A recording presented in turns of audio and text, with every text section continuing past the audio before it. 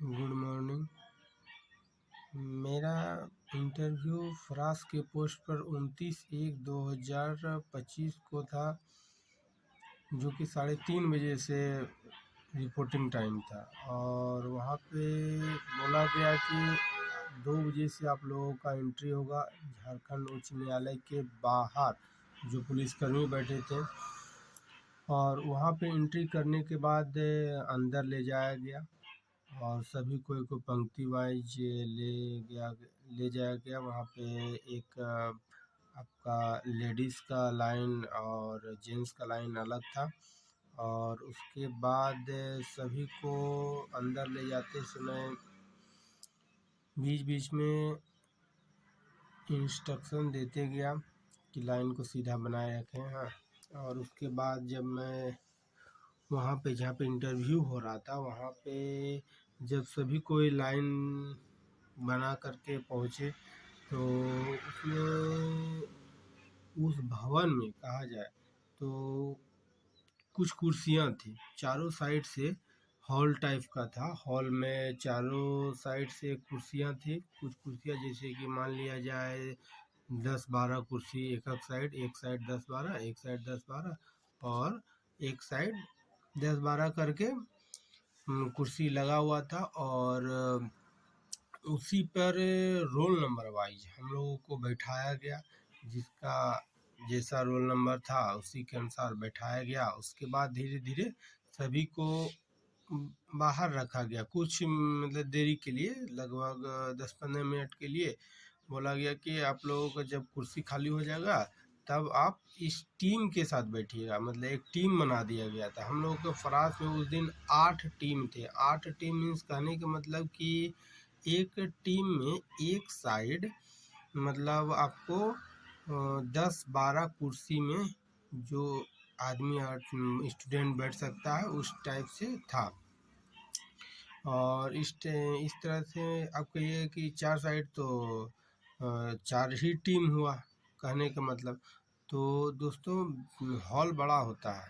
Hall जब बड़ा होता है तो एक साइड को 12 दूना 24 कुर्सी मान लीजिए। बीच में जब वहाँ पे स्टिकर साटा था, मतलब टीम बना करके स्टिकर साटा गया था कि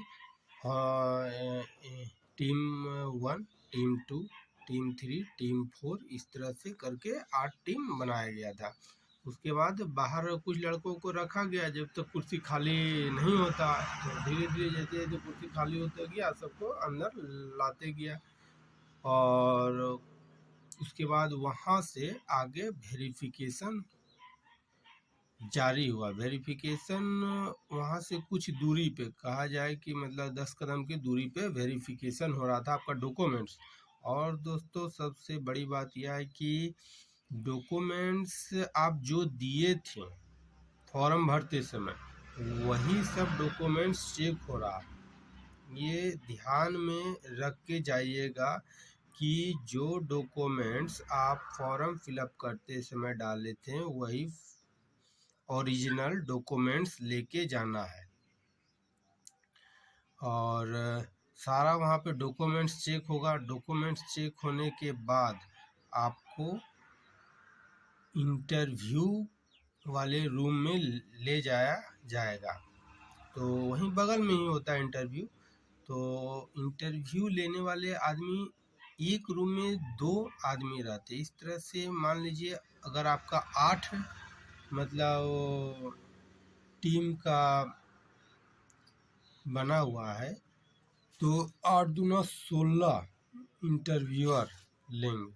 मतलब एक रूम में 2, फिर दूसरा पार्टीशन वाला रूम में 2, है ना। इस तरह से तीसरा पार्टीशन वाला रूम में 2, इस तरह से करके मतलब लिया जाएगा। तो कहने का मतलब आपका जो इंटरव्यू होगा वो सिर्फ 2 ही आदमी लेगा, ठीक है, और कहीं जाने का ज़रूरत नहीं है।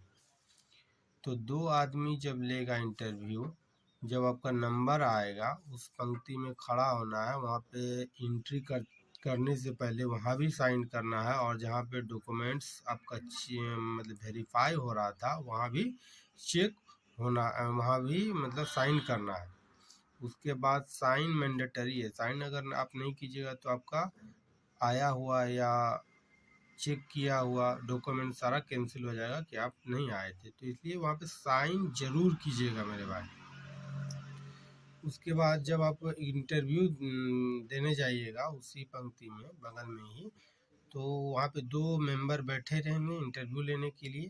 तो और वहाँ पे पूछा जाएगा कि आपसे इंटरव्यू के समय कि आपका निजी व्यक्तित्व के बारे में, निजी व्यक्तित्व कहने का मतलब कि आप क्या कर रहे हैं, वर्तमान समय में आप क्या कर रहे हैं। मुझसे भी यह पूछा गया था आप क्या कर रहे थे, तो मैं जो कर रहा था मैं वो बताया।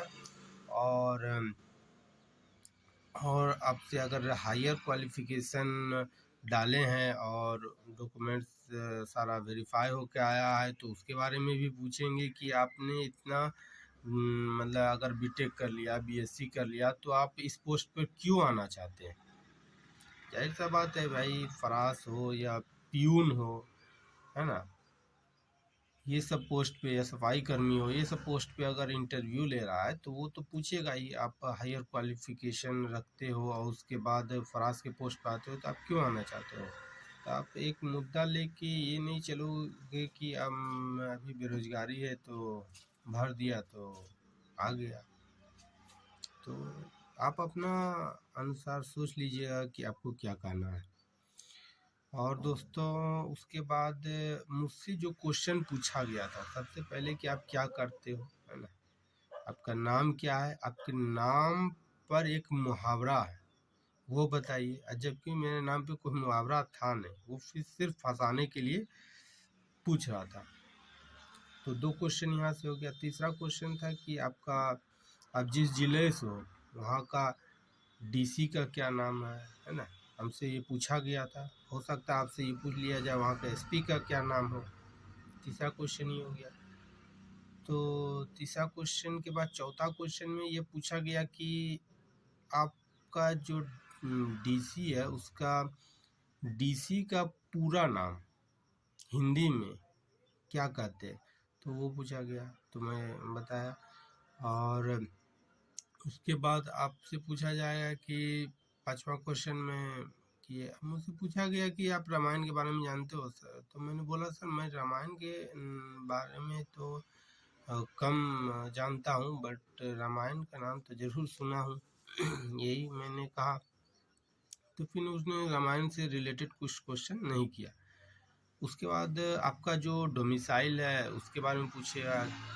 जैसे हमसे पूछा गया कि आपका डोमिसाइल कहाँ से बना हुआ है, तो मतलब किस अथॉरिटी से बना हुआ था, बात से तो मैं बिलोंग करता हूँ, लेकिन आपका किस अथॉरिटी से बना हुआ है, मतलब एसडीओ से बना हुआ है या सीओ से बना हुआ है या डीसी से बना हुआ है, ये बताना था तो मैंने बताया।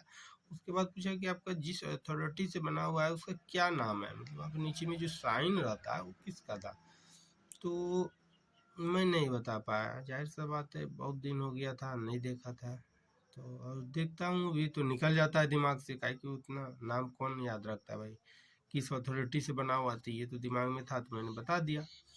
तो हो सकता है वो आप लोग से भी ये चीज़ पूछा जाए। उसके बाद छठा सवाल था कि आ, और आप क्या करते हैं, तो जो मैं करता था वो मैं बताया। तो उसी टाइप से आप अपना निजी फोकस वो लोग कर रहे हैं इंटरव्यू में कि आप अपने जीवन में वर्तमान समय में क्या कर रहे हैं, तो उसी को लेके चलिएगा और बताइएगा। तो कोई इंटरव्यू हार्ड नहीं है, मोटा मोटी कहा जाए तो इजी है, बहुत अच्छा से लोग भी कोऑपरेट कर रहे हैं वहाँ पे, तो ज़्यादा हेडेक लेने का नहीं है और अपना बेस्ट जितना हो सके उतना दे के आइएगा। ठीक, थैंक यू। चैनल को मेरे भाई छोटा चैनल है, शुरुआती है, तो सब्सक्राइब जरूर कर दें। धन्यवाद।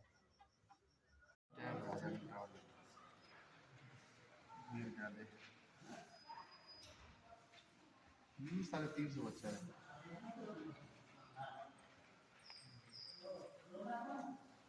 ना, इधर का ना लगने हम लोग को बिहार का।